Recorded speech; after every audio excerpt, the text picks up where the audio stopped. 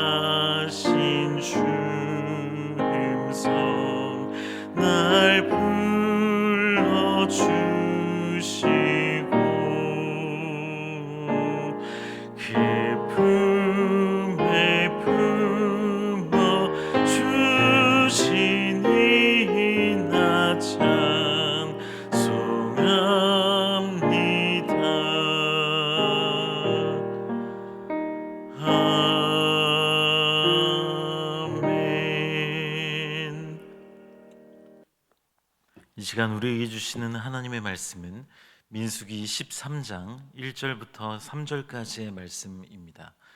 민수기 13장 1절부터 3절까지의 말씀을 한 목소리로 읽겠습니다.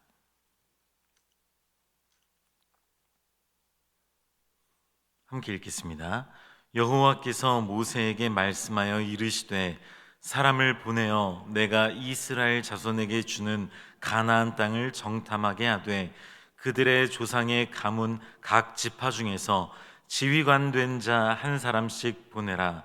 모세가 여호와의 명령을 따라 바란 광야에서 그들을 보냈으니 그들은 다 이스라엘 자손의 수령된 사람이라. 아멘. 민수기 1장 1절 말씀에 따르면 모세는 출애굽을 기점으로 둘째 해 둘째 달 첫째 날, 편의상 연월 일로 표현하자면 2년 2월 1일에 하나님으로부터 전쟁에 나갈 남자의 숫자를 계수하라는 명령을 받습니다.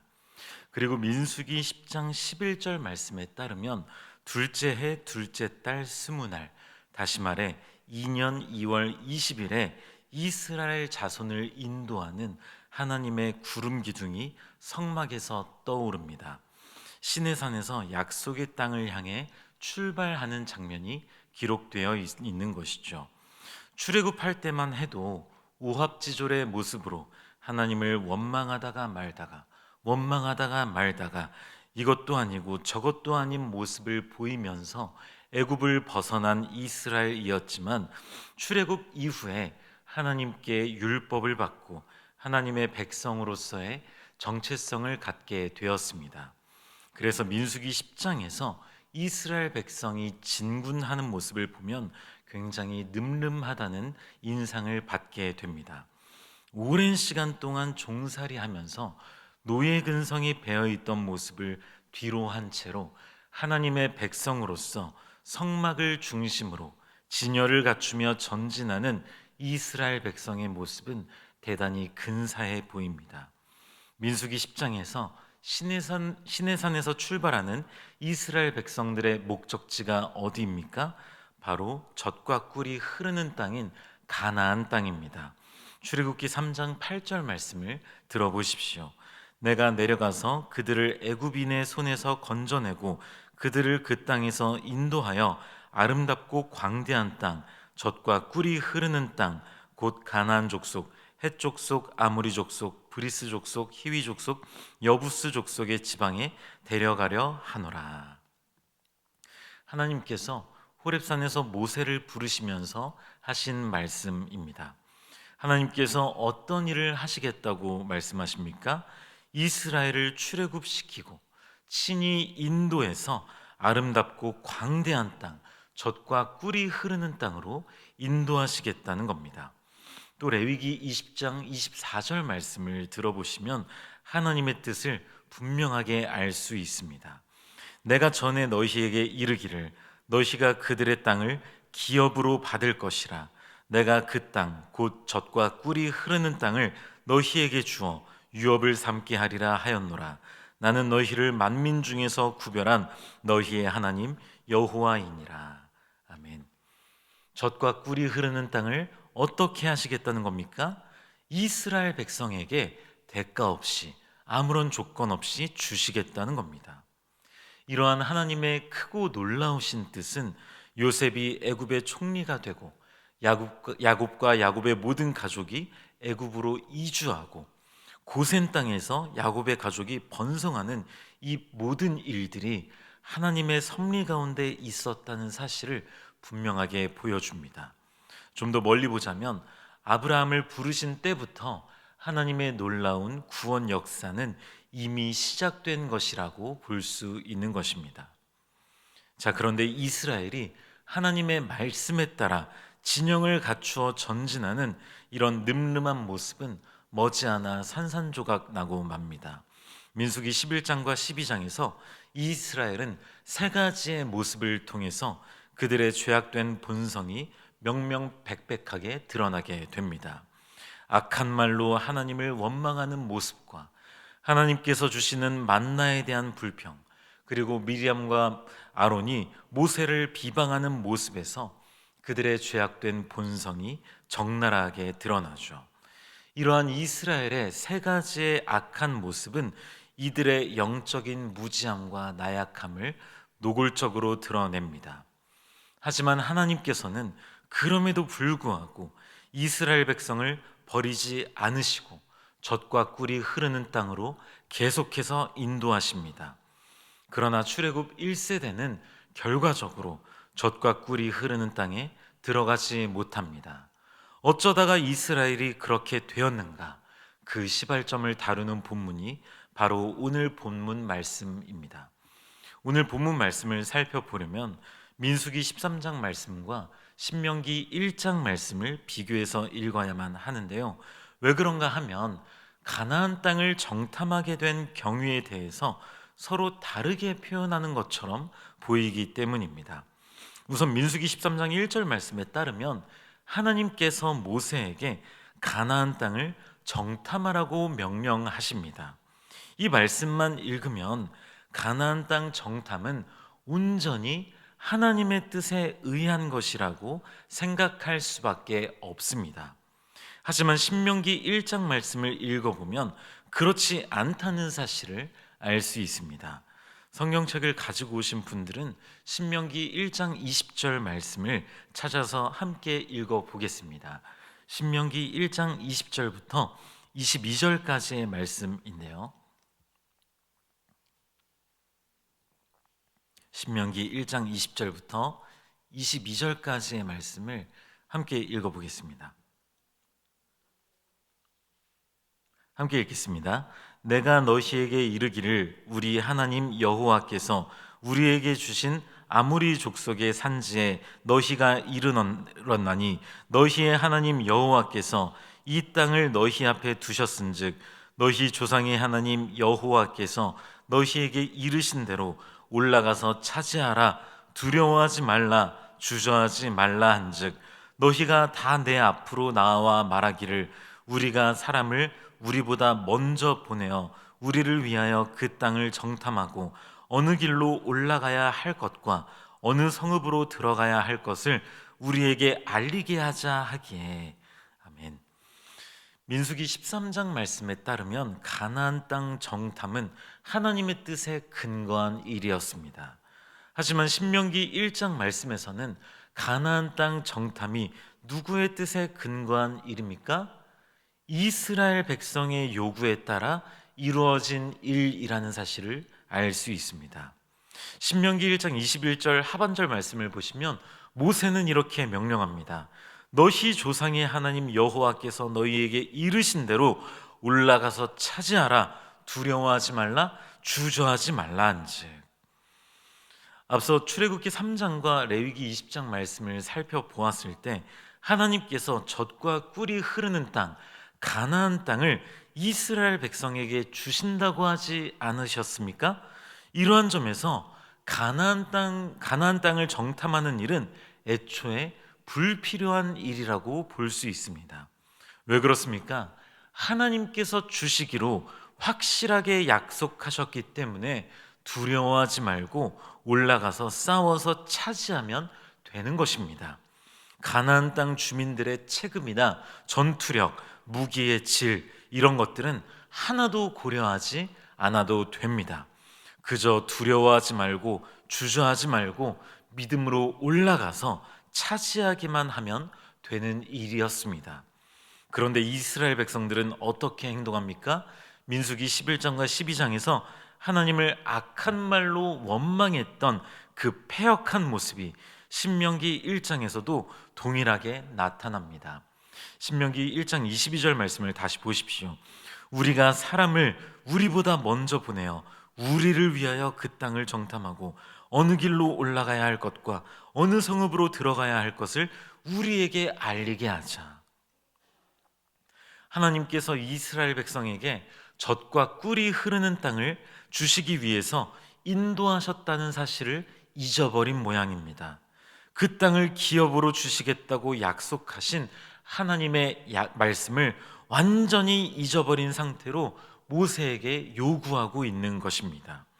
하나님을 위해서, 하나님의 영광을 위해서 요구하는 것이 아니라 우리를 위해 정탐해서 우리에게 알리게 하자라고 말하는 것입니다. 자, 그렇다면 신명기 1장 말씀과 민수기 13장 말씀의 차이는 어떻게 이해해야 할까요? 민수기 13장에서 하나님께서 정탐꾼을 보내라는 명령은 이런 방식으로 이해할 수 있습니다. 이스라엘 백성이 출애굽하는 과정에서 하나님께서 수많은 기적들을 보여주시고 이스라엘 백성들은 그 기적들을 체험했지만 그럼에도 하나님을 온전히 신뢰하지 못해서 정탐꾼을 보내게 해달라고 요청한 것으로 이해할 수 있습니다. 그리고 하나님께서는 이스라엘의 불신앙이 담겨있는 이 이스라엘의 요구를 들어주셔서 가나안 땅을 정탐하라고 명령하신 것이라고 볼 수 있겠습니다. 이와 유사한 상황은 사무엘상 8장에서도 나타나는데요. 사무엘 선지자가 늙고 그 아들들이 사무엘처럼 백성을 섬기지 않자 백성들이 이스라엘의 왕을 세워달라고 요청하죠. 그러자 사무엘은 그와 관련된 하나님의 뜻을 여쭤본 후에 하나님께 허락을 받고 왕에 대한 제도를 백성들에게 알려줍니다. 자, 그래서 신명기 1장과 민수기 13장 말씀을 정리하자면 가나안 땅 정탐은 시작부터 이스라엘의 불신앙에서 비롯된 일이라고 볼 수 있겠습니다. 가나안 땅을 정복하는 일은 궁극적으로 하나님께서 앞서 나가서 싸워주시는 거룩한 전쟁, 성전의 성격을 띠고 있습니다. 그렇기 때문에 이스라엘 백성의 전투력이 어떠한지는 아무런 문제가 되지 않습니다.